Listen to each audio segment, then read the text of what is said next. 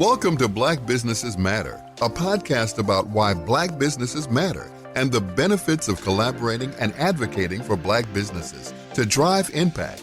Each episode will cover legacy, hope, Black joy, funding sources, cultural shifts, equality, and so much more. We will provide inspiration and action while spreading some joy to a thriving community of Black business owners and leading thought leaders. I am Larvetta Lofton, your host and the founder of the L3 Agency. Known as the brand maven who transforms organizations with her storytelling prowess, meet Larvetta L. Lofton, host of Black Businesses Matter, a podcast about why Black businesses matter and the benefits of collaborating and advocating for Black businesses to drive impact. Welcome to another episode of Black Businesses Matter. We are not in the studio. We are live, guys, technically live, because by the time you all hear this, it will be a couple of weeks, but that's okay. Just rock with us. We are at the Winter Summit for the Breelove Entrepreneurship Center that is sponsored by William Blair, and we are in William Blair's office, you all, overlooking the city of Chicago. So I'm going to tell you, when I walk in, I felt like I am rising to the top. I am literally rising to the top, which is appropriate because we are celebrating our 100th episode. Yeah. Y'all hear that background? I told y'all we got background, real background, not fake background, real background. So yes, we are up to our 100th episode, and it was special for me to want to feature my Breelove sisters for my 100th episode because I too am a Breelove alum. I was part of the inaugural year. So for those of you all that are listening, Breelove Entrepreneurship was birthed out of the YWCA, and it's primarily for women of color who are launching business and also have established businesses. And so I was blessed to participate in the inaugural year, and literally out of that is how this podcast was born. So this is very personal for me to be here. While the podcast has featured some thriving Black businesses, both women, both men, and both of people that are not Black business. So let me be clear. The podcast was to celebrate and also make sure that there were stories for people to know that there are people that collaborate with Black businesses. And so it was just not for that, but it was making sure that there were full stories told about Black businesses and that they were thriving, right? And that came out of COVID. I realized that an investor said that they did not know where to put their dollars. And I said, I got a solution for you. I'm going to build a platform where you can listen to stories of thriving Black businesses, people that collaborate with Black businesses, and really see that some of them help them buy their first home. Some businesses help people buy their first, get married, their first house, their first apartment. And we've never heard the extension of what business owners do. So I'm excited to have my Breelove sister, Qiana Allen. I had the pleasure of learning about her at the graduation of Breelove's last cohort, and I loved her story. I was just mesmerized by her story, and I shared with Cheryl that you would be awesome. This is a Chicago business. She is the founder and the owner of Culture's Closet Boutique. For those of us that are from Chicago, she is in Beverly, which I call Beverly Hills of the South Side of Chicago. I really do. But so, welcome to the show, Qiana. Thank you for having me. I'm excited to be here. Are you? I am. Yeah. Okay. Well, we're about to get right down to it. Before we start talking about you and this place of fashion, who was Qiana as a little girl? Qiana was very, very, my mother would say I would always be doing something. I was the only child. Her only child. My daddy was a Rolling Stone, but that's another story. That's a whole other podcast. Yeah. But I was my mom's only child, so I had to make do with myself as far as like playing with myself. I had a whole lot of cousins, but when I was at home, I had to do it on my own. So from a child, I was very, very interested in entrepreneurship because I had an uncle who was an entrepreneur. At what time? How old were you? Probably about 7 or 8 years old. And I didn't know what entrepreneur really meant, but I liked the way it sounded. And I knew he had money. So as a child, I loved money. I raked leaves. I did some of everything. I used to do nails. I did hair. I made T-shirts. I sold candy. I sold jewelry. I did everything. In high school, grammar school, they even had to put a ban on people selling stuff because I was getting to the money in high school, okay? But I have always loved to make my own money and have my own things, and I've always loved fashion. My grandfather was also an entrepreneur, but he would call himself a business owner. Okay. He had a cleaners, and myself, my cousins, we would play in people's Oh, clothes. When they would bring the clothes, they would keep them there. They would forget to come get them. We would play in those clothes. wow. And my mother was actually, she was a seamstress as well, which is why my name is Qiana, spelled the way that it is, because it's the name of a fabric that she loved to sew with. So fashion has been in my history. And being a bigger girl, I was born a plus-size baby, so I've never experienced being skinny in my life. And she is beautiful. Thank you. Thank you so much. But I have always loved clothes, and then they didn't have a space for bigger girls.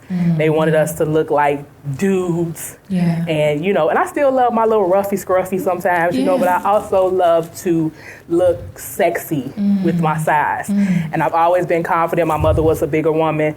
So I never experienced like my parents or anybody like body shaming me. I did experience that in school, but I know how to roast too. Those schoolgirls, they were cruel. They tried it. They tried it. Back. You had to clap back. I had clapbacks after clapbacks, and one of my things was I may be fat, but my pocket's always fatter. And it has always been like that. And so growing up to become the woman I am today, I wanted other plus size women to feel the same way I do about myself. If you don't like the way you look, change it. If you do, I like it, I love it, whatever, And so starting Culture's Closet. And when did you start it? It was actually started in 2009 when my mother passed away. Okay. I did it as a tribute to her, not knowing that it was going to go the way that it has gone. And so I started going into boutiques because they did not offer plus size clothing. A lot of the owners were afraid to tap into the market. They didn't want to use their dollars for plus size clothes, so they didn't know how to sell to them. So I approached four boutiques here in Chicago and asked them if I could be their plus size buyer. And so it started off. Can you just pause for a second? Just for a second. Yes. Because I think we need to understand that first you were exposed to entrepreneurship. Yes. One. Then you knew the wherewithal to say, I'm going to be your buyer, which means that I get to have your book, your relationships. You just got to sit with that. So oftentimes we're running to start the business. You're like, no, let me learn the inside of the business. So I just had to take a pause on that. Yes, and that's where I was going, because a lot of people don't get what that did for me. Yeah. It did put me in a lot of positions with the vendors themselves. Yeah. It taught me things that the store owners were doing that I saw that I wanted to do different, especially the social media piece. A lot of these businesses that I was buying for, they weren't tapping into social media when it was becoming a thing. Okay. But I have also been a little bit interested in tech, and just marketing is my background. That's what I went to school for. Okay. And so I learned the inside of the business from those business owners. And then I also added my marketing expertise, and it blew my business up. Wow. That's powerful, to learn the buying side of it. So when you think about your boutique today, do you still do the buying? Okay. So I have, it's myself, and then I have two other ladies that work with me. They're called our store stylists. So we have meetings on, like, when we're purchasing. For instance, Black Friday is next week. Yeah. We had to do a big overall inventory for Black Friday. So us three got together and picked some things that we wanted to put out as new pieces. And then we do it once a month, just on a regular basis, so that we can stay ahead of the trends. Because at first I was doing it on my own. Mm-hmm. And what I had to learn is that I have a diverse customer clientele. Mm-hmm. And even though I like it, they may not, or some things that they like that I don't like. So for instance, some of our customers are extremely sexy. Like, I like to give a little bit of sexy, but some of our customers like to, baby, see me. And I'm cool with that too. But I wouldn't purchase things that were risky like that. Okay. But these other two girls, they have that other piece that I don't have, which has been like a beautiful thing for us to kind of be able to accommodate all of our customers. I just want to talk about that team, right? And so when we look at entrepreneurs, now let me ask you this. Do you believe in this? I'm just curious. Do you believe that entrepreneurship is a lifestyle? Absolutely. Absolutely. And even in my personal life, I was married. My husband at the time did not understand. Yeah. I got to get to it. I'm a drug dealer, actually. Okay. I'm just kidding. Okay. My clothes are my drugs. I get it. No, I was clear. So I'm on the clock all the time. Yeah. And, he didn't understand that. Yeah. I had another relationship, same thing. So because this is who I am, it is a lifestyle for me. It's the people that are in my life have to be adjusted. I'm learning balance. There's no such thing as balance. But I'm learning to try to make sure that I put like special time for the people that I love, because at one time I was not. I was just like getting to it. But then when my money started getting funny, I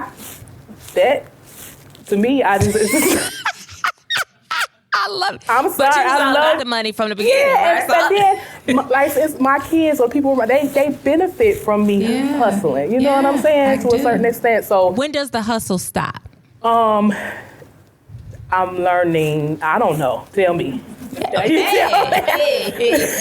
don't. And let me say this. And we've been talking in this season about the evolution of entrepreneurship into ownership, and really owning your lane and understanding what that lane looks like, and just own it. Whether that's having the opportunity to own your fabric, own, the garments, like understanding that you don't have to just be a practitioner, that you can own it, which means that you can go to sleep and it's still running, right?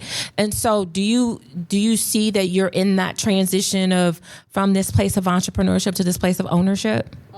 Yes, to a certain extent, but I have control issues that I guess that's what the part of it that I'm learning is to kind of take my hands off of certain things. But I've also done that before, and my business started to tank. Yeah. And I have trauma from that. Yeah. Which is causing me to kind of start grabbing hold again. Yeah. And like I said, the lifestyle that I live, I need to be able to keep that going. Yeah. So I'm trying my best. It's hard though. Yeah. It's extremely hard. Literally, when we talk, as you share about, control, right? And having that, when do you say, I am amazing. God is going to send me the right people, the team, because I'm going global? Because sometimes I think in our businesses, we limit ourselves. It's not others, it's ourselves that become the problem, right? And so understand it. And I know that global is is part of your lifeline because of where you want to take the plus size industry. So share where you want to take this over the next 2 to 3 years. Because when I heard your story, I'm like, in a lot of ways, you're a disruptor. You're a game changer. And quite frankly, I see you as a global thought leader in the space of plus size. And so we limit ourselves to that, but that doesn't mean that you're still not great, because I believe it's greatness everywhere. But what I do want to, understand is, how are you advancing the brand beyond what we see today? So yes, I'm looking to go to higher heights. I've had extreme success, but I know that there's so much more in this space and so much more work to be done. Give us some of them stats. Give us some of those stats. So as of November 1st, we have done $9.7 million in sales. That's the final number since we've been established. And we have grown a massive social media following to over 1.2 million followers. And we've been in business overall for 16 years. Okay. But I didn't launch my brick-and-mortar space until 2014. So 10 years with the brick-and-mortar space. So you were doing online orders? I was doing online orders, as I spoke to you before about buying. That's where it all started. I did that for 5 years in those 4 boutiques. And then I actually had one of the ladies' husbands was controlling her business, and I ain't like that. Oh.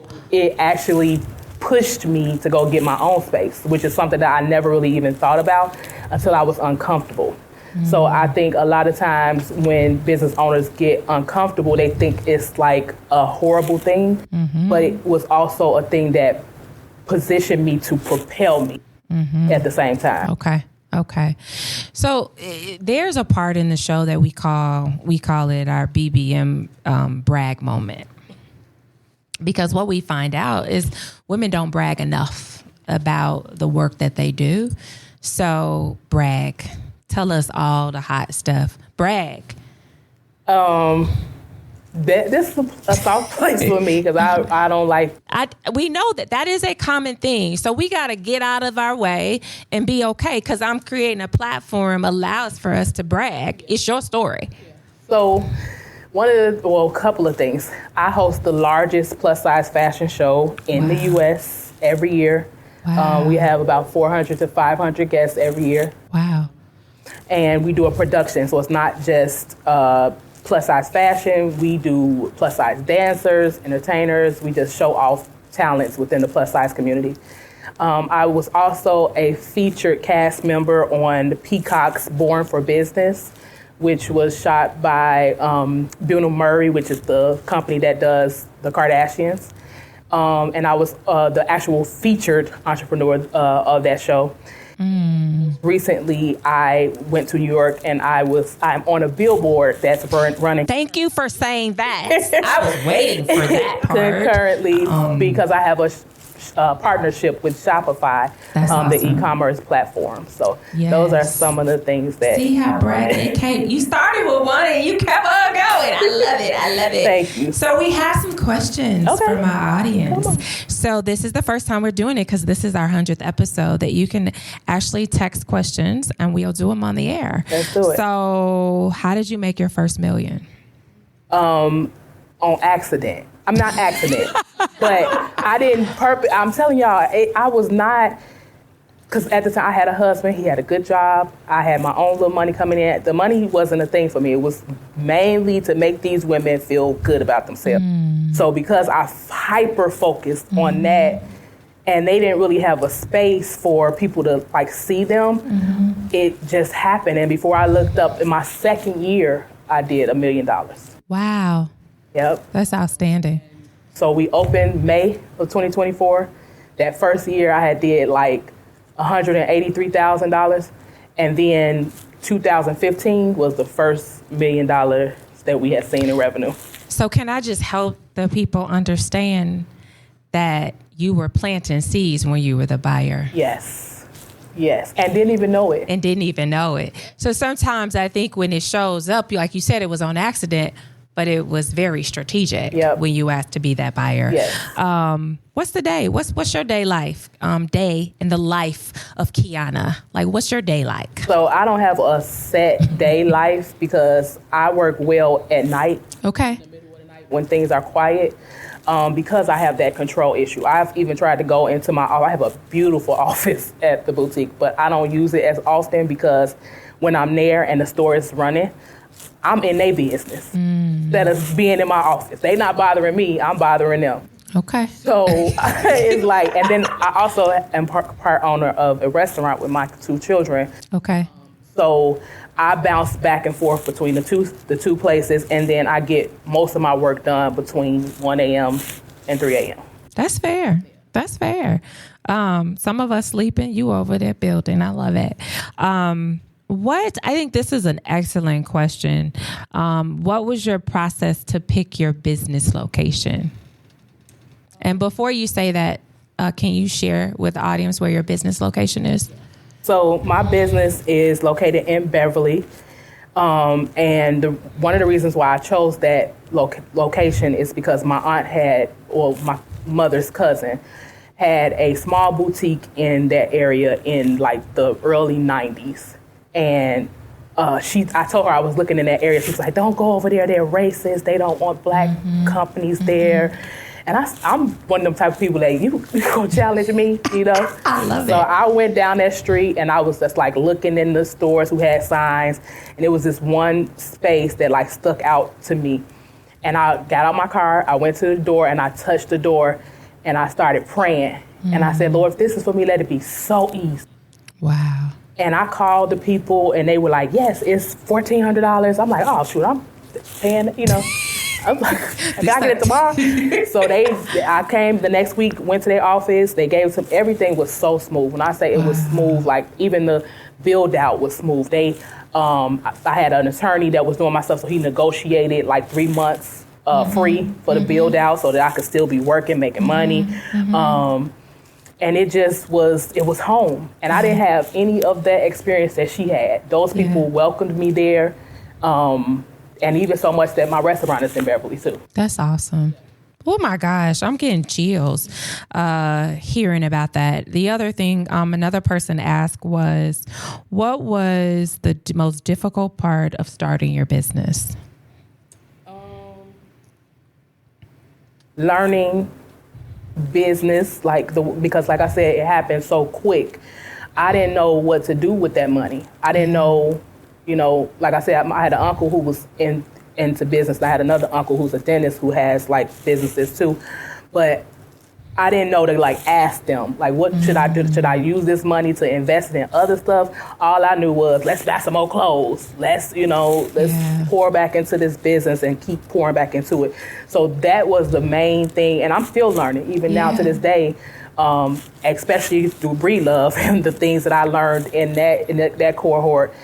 People would think, okay, you've been in business this long, you should know that. But I did not. I did not know a lot of stuff. So it's just being like a student forever in entrepreneurship because things change so much. And then it's just, you never know what you just don't know. Yeah. Tell me this. What do you think when you think about like the next, right? We're thinking about, AI. Like I tell people, it's going to be a bunch of robots just running around here. Like, what do you think about like the fashion industry, the plus size industry over the next 5 years? So it's going to forever evolve because of the new technology that's going to continue to come out. What I want to see is some plus size robots. They got the little thin ones, the little Tesla thing or whatever. But I would love to see that, and maybe that's something I need to. I was about to say you can kick it off now. To get into, create your own. Like literally, we can create our own level of artificial intelligence and avatars. Like so. You already marketing. Come on now, you can do it. Exactly. Okay. So that's what I would love to see. I do use a lot of AI with my day-to-day stuff, with my website, social media, with the copy for social media, for my emails, the text messaging, all those things. But what I really, really want to do is I want to be able to take my business to we were talking about this earlier, so it's already hybrid, but I would like to see it in more of kind of almost like a Mary Kay model. Oh, I think so you got me sold because I've always said that Mary Kay model was the smartest model ever. It's bringing 10 of your friends together and y'all shop together. Like, it is the best model ever. Exactly. And it was successful. It was. Mm-hmm. So I've been like really studying that model. Mm-hmm. I've also been studying Tracy Lynn Jury, but I don't want it to be a network marketing company. I don't want that. Okay. But I do want to be, I feel like if I can really, as I'm creating this, whatever it's going to be called, it's going to like take, I feel like, the country by storm, because it's never been done in the retail space, like as far as clothing, like I agree. Jewelry, things like that. Beauty, we've seen it. Mm-hmm. But like as far as clothing, and I think that it has to be done because one of my major competitors is Fashion Nova. Oh, yeah. I need to be able to kind of beat them at their own game in a sense. So I'm trying to work on that. And let me say this, or find a way to collaborate. Maybe they need to collaborate with you because you are bringing the people. That's the other part. You are bringing the assets to be able to make that work. What other things are you investing in? So I mentioned that I have another restaurant.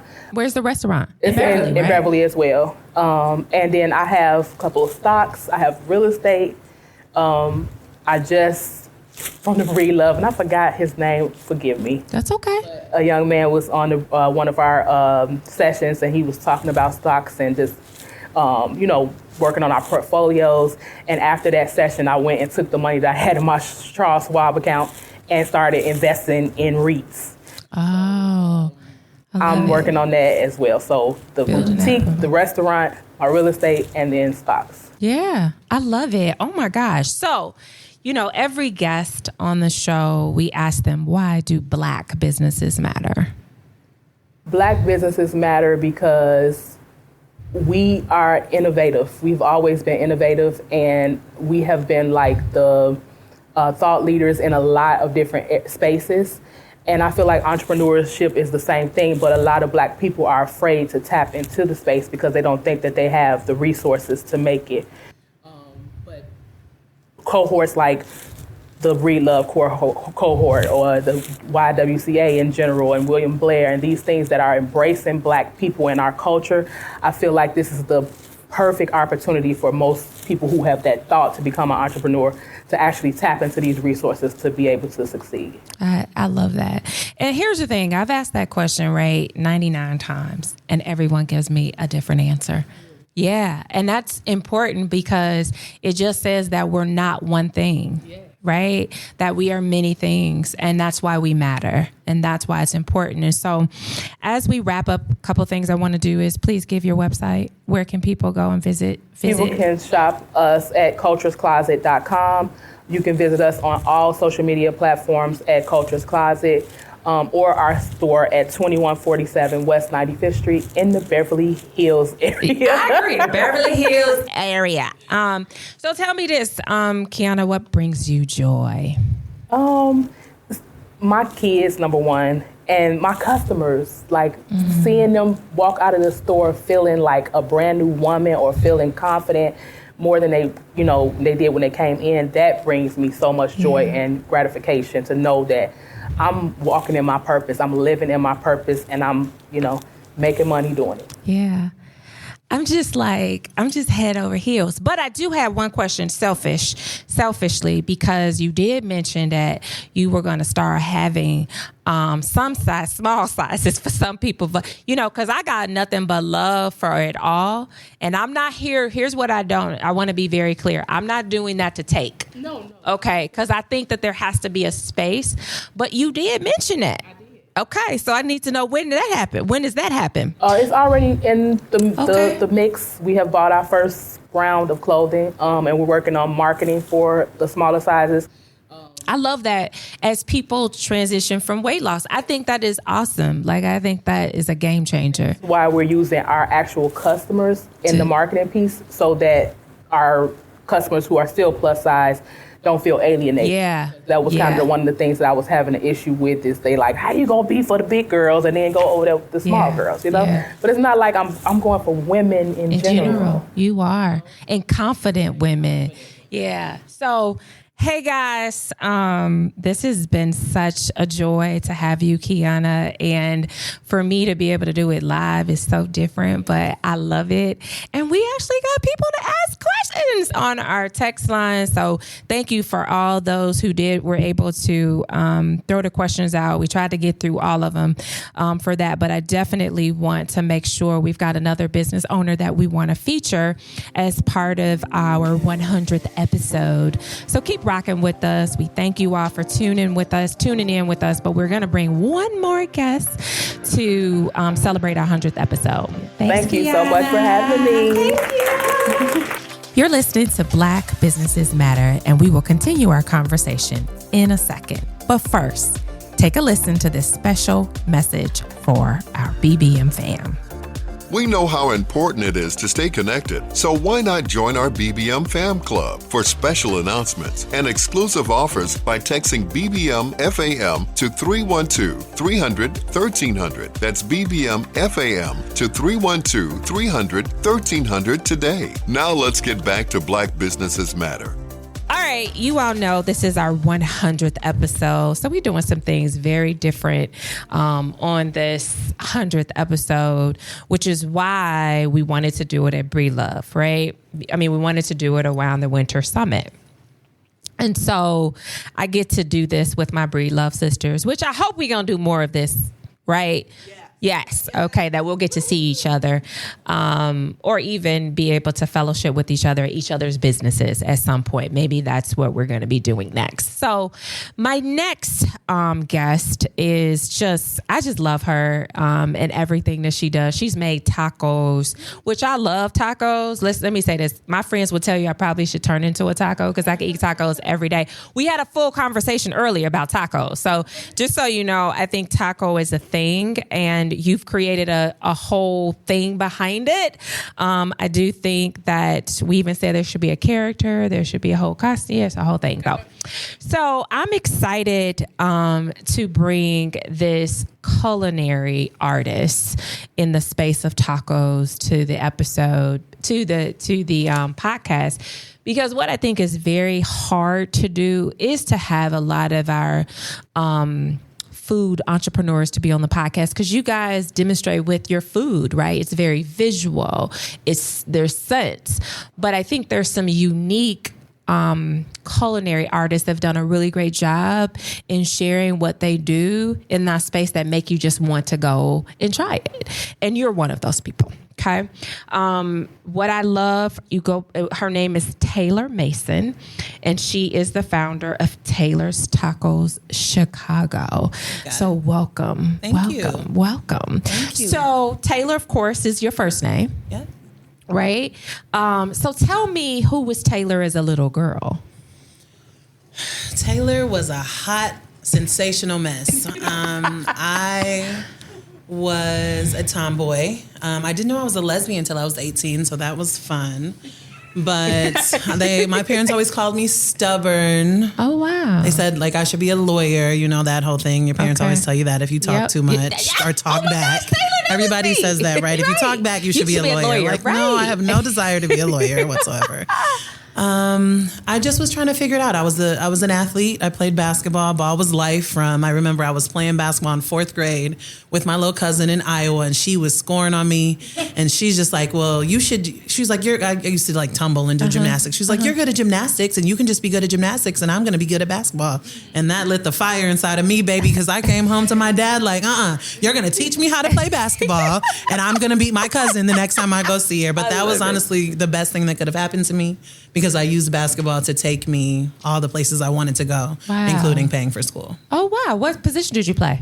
Is a forward. Okay. I was like Charles Barkley, I was undersized post player. I don't know if we got any hoopers in the building, but it might be a few. Yeah. Might be a few. They're probably like Dennis Rodman, Charles Barkley. I was like a hustle player, garbage man.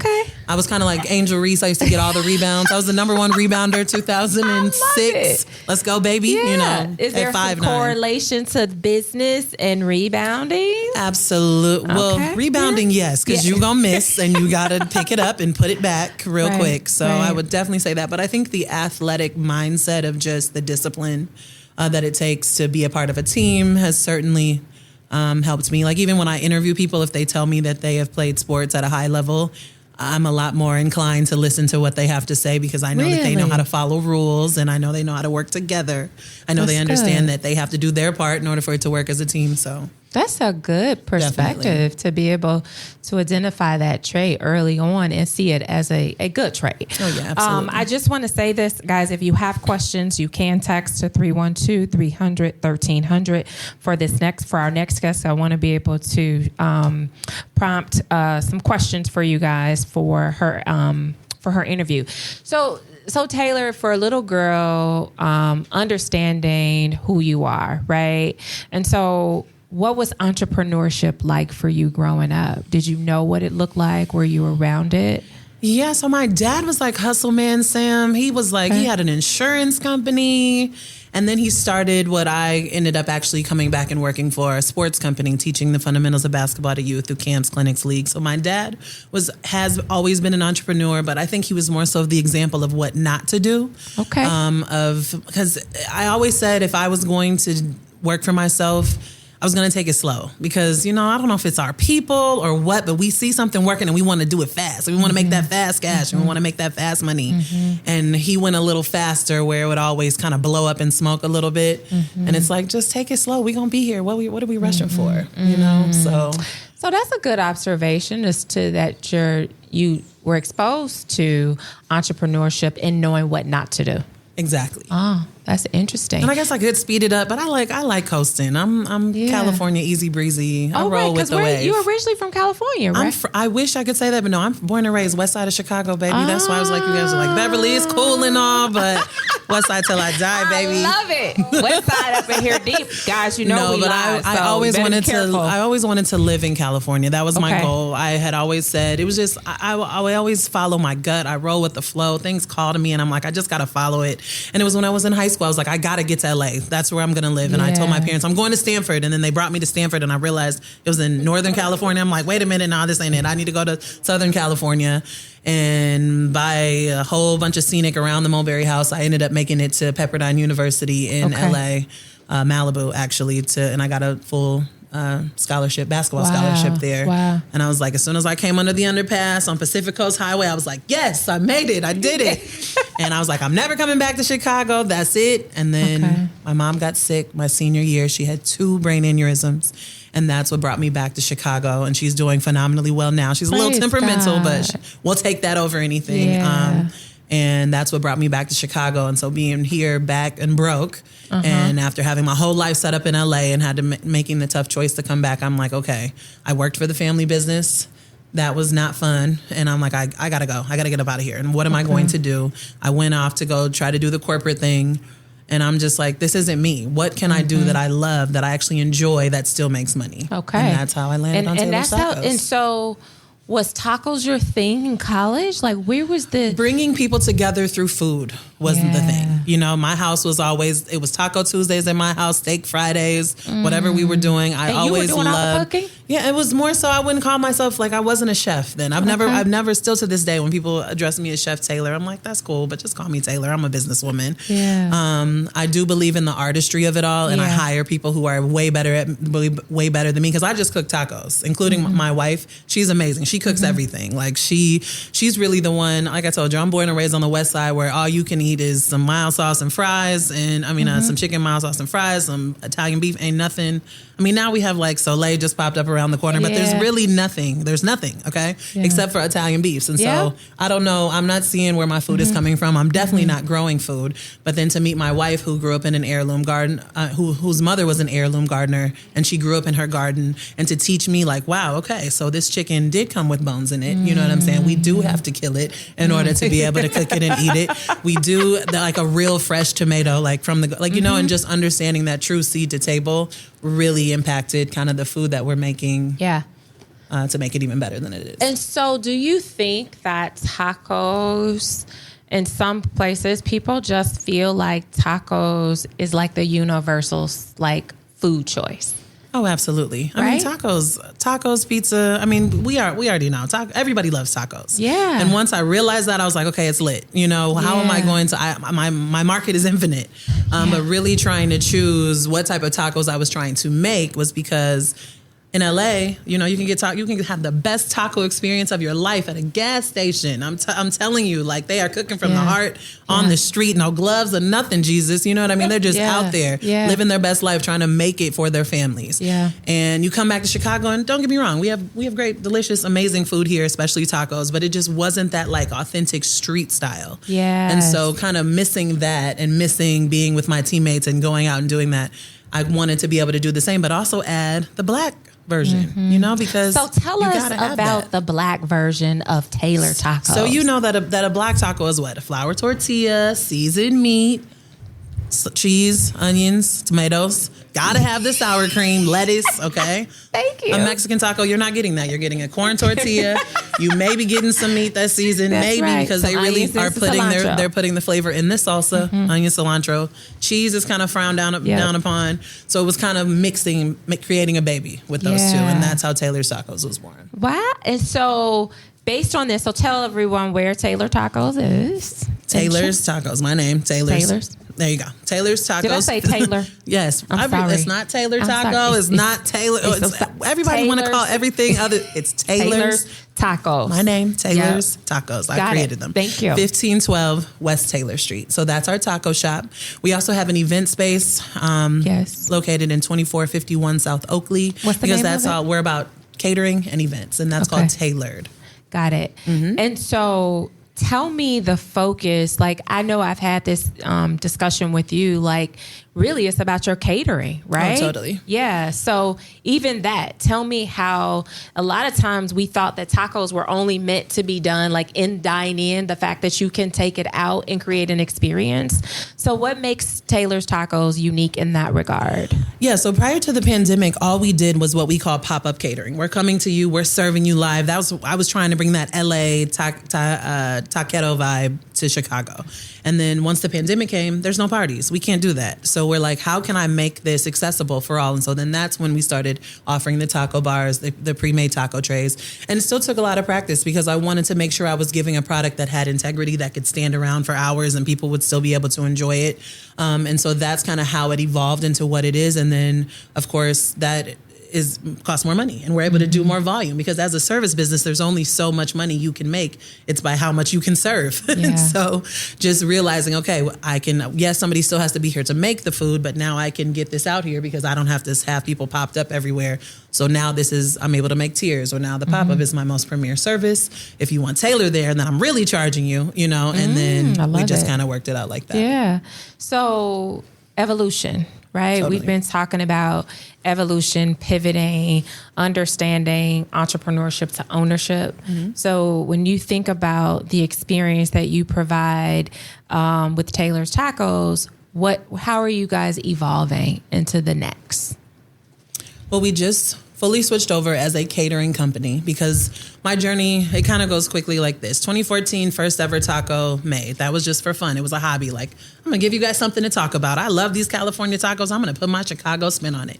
Then I started, you make it for your family. Like, hey, Tay, you making them tacos again? Like, damn, boy, I just made, like, okay, maybe I should make them again. Okay. Right. So then again, hey, can you come do those tacos over here? Can you come do them over here? All right, this is turning into something. So we really took the time I took the time from 2014 to 2016 to really perfect the taco. Like, okay, more than a few people are calling me. Let me make sure that this product is bona fide and I can cook it everywhere, whether I'm inside, outside, hot, cold, what have you. So the evolution of the taco that I made in 2014 is definitely not the one that you can go get at the shop today. 2016, I met my amazing wife, and that's when it kind of evolved with just as far as the like type of food, the just making sure that I had a wholesome product that I could offer, and I wasn't just going to save a lot and getting whatever they had there, and just really understanding what I'm putting in my body, what I'm feeding to other people. And so then that evolution took place in 2018. We finally took ourselves down to City Hall, and we're like, okay, if we're going to do this for real, we got to find somewhere to cook. There's no more cooking out the house. We have to make this the real deal banana peel. And so then from 2020, we all came into 2020. This is our year. We're making it. We did our first 100 100K in sales, it's over with. And then of course 2020 came, and I was like, if somebody called me asking for their money back one more time, Maya, we gonna have to go pitch a tent outside. And so from that time, it honestly helped us tremendously. We were able to grow our business 2.5 times that year because we offered all the things we didn't offer before. And then we ended up moving it out of our catering kitchen into a storefront in late 2022. We opened to the public in 2023, and then we realized, after looking at our numbers the first year and me realizing I was turning into an old, bitter old lady because I didn't like dealing with every Joe Schmo that came in off the street. And I was like, and instead I can take that 20% that I made from the taco shop and be able to put that effort into catering. And we officially switched over to being a sole catering company and just open to the public on Taco Tuesdays. Come on out, 10 a.m. to 8 p.m. At Taylor's Tacos. I love that plug because we have a bragging moment. You just throw it in there. I love it. I love it. The other time I can really put my focus on customers that I would love to, that I want to acquire, the partnerships that I want to create, instead of just praying for Keisha to come in off the street and complain to me about her $4 tacos that she ordered. Yeah. So a question came up is, and I think you kind of said it, I'm going to say this, this person say, I love tacos and they are a hot ticket these days, but how will you pivot if tacos lose their sizzle? Why would tacos ever lose their sizzle? Yeah. That would never, ever happen. I feel but I have been thinking about multiple streams of income, and I'm realizing, I really do enjoy telling my story. I love talking to people. So I am starting to get paid for my speaking engagement. So, I'm doing this for you guys pro bono because I love y'all. No, I'm just playing. But just trying to figure out, that's really what I would go into, because prior to the taco life, before the taco life chose me, I thought I was about to be Ellen and Oprah's love child. So here I am, taco media, and it is what it is. But I think you have a whole platform you could build under that. But tacos are never, who said the tacos are going to lose their sizzle? I agree. I agree. Is Taylor Tacos the new family business? Me and Maya were just talking about that. Yes, it's me and her and our dog Tacolina. Oh, I love it. And they said, so what does family business mean to you now? It has a totally different dynamic because, working with my dad was the worst. I love that man to death. That was a family But he was business. the apple don't fall far from the tree. He was stubborn as I don't know what. And it was his way or the highway. And I took the highway because I wasn't trying to ride with you because you're going to crash us into the nearest wall, And so now with my wife and I, we just really had to have some real come to Jesus moments because we're two totally different people. And I think the easiest way to explain it is, like I said, I play basketball. I'm a team player. My wife was a ballerina. She's by herself trying to beat everybody out. She want to be the best. She in front. Look at me. Yeah. And we had to realize, especially with us, not only being two women, that dynamic, but we both are leaders. And it's like two leaders can't always lead. Somebody has to follow. Yeah. And I can do it now. Yeah. At first I was like, I'm the alpha female. I'm in charge. And now I'm like, girl, take it. I got you. Whatever you say goes. I'm with it, So just understanding when to lead, when to follow in this family business. I think that's a common denominator with business owners. I think it's, those who have co-founded with other people, it's kind of like, they've got the finances, I got the marketing, or they've got the technology, I come with the, And that's where Breed Love has really come into play because they helped me really understand our accountability chart because I realized it was about 7 people in one box. And that's why we was all in each other's lane. Like, okay, girl, you take this, I'm going to take this. Yeah. And that has really been super beneficial to us. That's awesome. And you're just creating taco experiences. Oh, absolutely. I just think you bring that. Taylor's Tacos is a vibe. And that's what it is. When people have to realize, just like Qiana, she's not just selling clothes. She's selling a vibe. She's selling feeling good. Just like Taylor's Tacos. We're selling community. We're selling something that you can come into and that we always have your back. Correct. And what I love when people come and tell me, like, I never would have tried this. Like, we did the goddamn duck taco. And it was like, I never would have tried duck, but Taylor's Tacos made it, so I'm going to eat it. And and we're doing caviar, tacos and caviar in a little bit. Yeah. Black people don't eat caviar, because they don't know about it. And it's just like, we're going to give this to you and you trust me. We've created that community where it's like, okay, whatever I give you, at least you're going to try it and see what it's like. So, we do the BBM brag moment. I know you threw in some brag. You were been hitting us with it and I love it. Anything you want to brag about? It's not even, I don't want to brag about anything. I'm just happy to be here. I'm happy to have a little bit of money in my pocket, but it gets really tough. And I want to talk about what people don't talk about, and that's like the D word, like the depression word, and I feel like we run away from it as a culture. Yeah. And I just feel like there has certainly been times, especially lately, and me like just growing in my relationship. I mean, I've been with my wife, we've been married for 5 years, but we've been together for 8. And just, even being able to become more vulnerable with my partner and just be able to be like, you know what, it's hard for me to get out of bed today. You know why? Because I'm always having to figure it out. Every day is something. Every day. Like every day. Like for real every day. Yeah. And you already know. Everybody in here knows. Yeah. It's something, and it's hard to just bounce back and bounce back bounce back. And even when you take that time for yourself and your self-care, it's still something. It never stops. And so, it was even last week where I was just like, I can't even get out of bed today. Like today is not, I can't, I'm not, I won't. What's going to happen? Everything's going to crash and burn, but we just got to, it's going to crash and burn today. But you know what I mean? But one thing that I love about you, even in the midst of that, your spirit is what keeps it going. Like your spirit is always lively. Yeah. Well, thank you. But not always, because I will cuss a bitch out real quick. But I've been getting better with that. I've been getting a lot better. But then I also have to we all have to thank, we're going to have a Maya appreciation moment. That's my wife, because she's like namaste all day, and I just love that for her. That's good. And she's north side. She's just... It's complimentary. You know what I mean? Yeah. But I'm so happy that she's come into my life, because she really has me stop, think. Do you have anything awesome. nice to say? Then just that's we can do it. But that's a good partner, co-founder, absolutely, like co-pilot to this thing called entrepreneurship. And that's why I say you solopreneurs, I don't know how y'all do it. Yeah, I do not know how you guys do it. Get you a partner, baby. Get a partner. You can't do it by yourself. I don't care. You won't. But I think that's huge that you identify that you have a partner, because I do say that in a lot of ways, those who have partners actually do their businesses actually propel and profit faster. There's a absolutely. You need a partner. You need to share. And I don't know what it is, again, culture, why we don't like to share. We need to share. You need to share things. Don't gatekeep things. I'm not saying overshare now, but share. We need to share. And we need to, because other cultures, they share. Yeah. And they go far. Yeah. We always want to fight. That's true. And don't overshare. Like I said, don't tell too much now, but you can tell enough so that we can keep going and keep living and keep being great together. So tell me this. We ask our guests this. Why do Black businesses matter? Black lesbian businesses matter. Okay, because it is just so important to be able to know that healthy relationships exist. Okay. Any and everywhere. Okay. All right. They exist. They're possible. You can do it. You can be wealthy. You can be successful. It's not going to be easy, but it's possible. And we are all in here today because we are showing everyone that it is possible. But it's only going to happen if you believe that you can do it. And that's it. And that's not everybody's not built that way. Everybody's not cut out that way. Mm-hmm. So if you don't believe that you can do it, then don't. But if you do believe that you can do it, then let's ride. Yeah. What brings you joy? What brings me joy? That's a great question. I'm trying to figure that out. But I think right now, my family and I'm in this weird split right now between my immediate, it's weird. My new immediate family is my wife and my dog, right?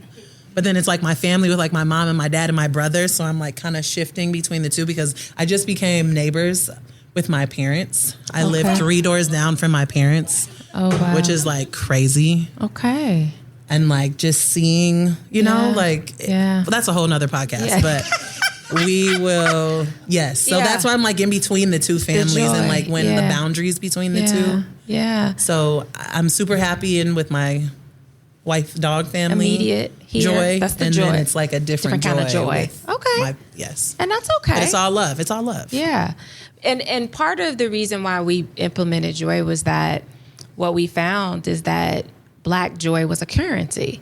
And we were never given permission to really talk about that, that our joy, whether the joy of cooking or just the joy of being around family, we didn't have the permission to do that. And some of our businesses allow for that to happen. Yeah, that's crazy. Yeah, right? It is crazy. So this is your opportunity. Please tell people how they could learn about Taylor's Tacos. And I just want you guys to come out on Taco Tuesdays. Like I said, Taylor's Tacos is a vibe. You know, just come on out. It's family. It's love. You know that it's going to be good. It's something that you can tell your friends about, and we're never going to let you down. They're not going to come in there like, oh my God, what happened at Taylor's Tacos? I can't believe it.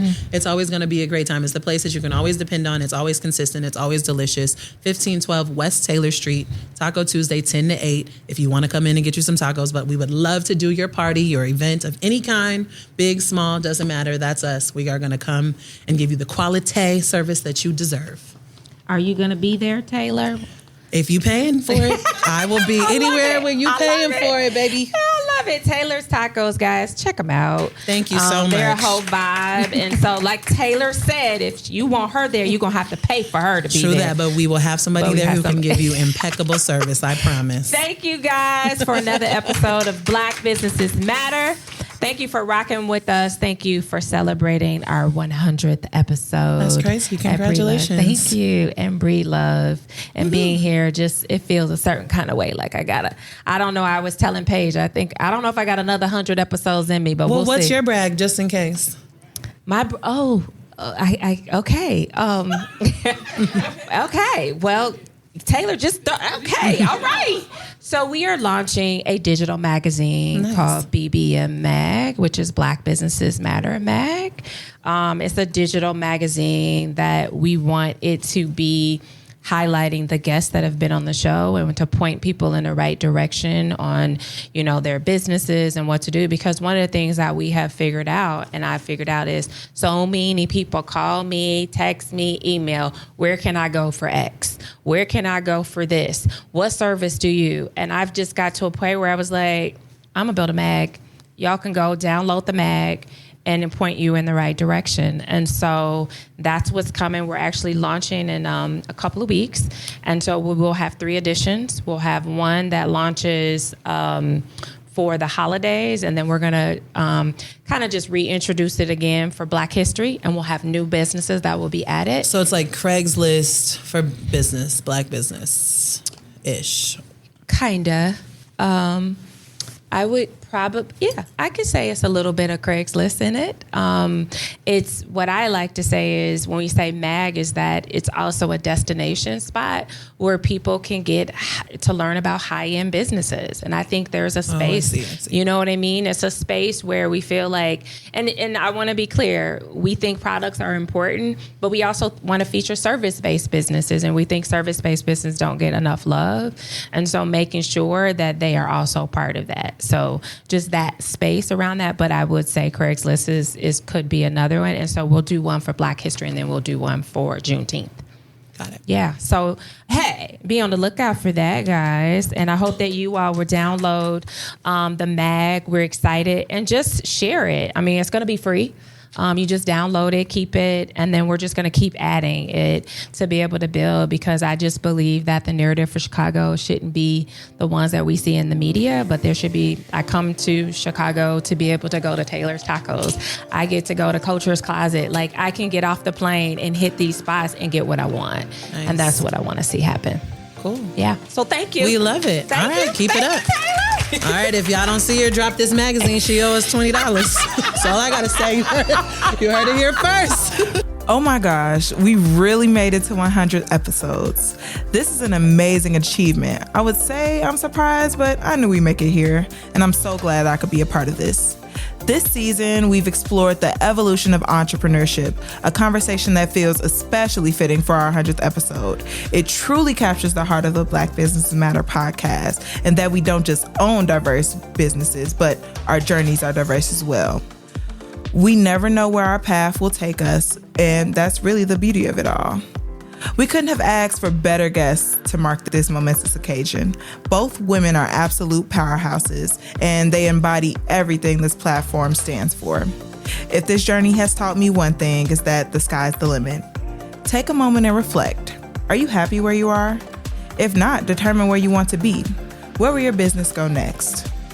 Don't forget to join our community. Text BBM FAM to 312-300-1300 for access to exclusive offers, special events, and projects like our latest and greatest BBM mag.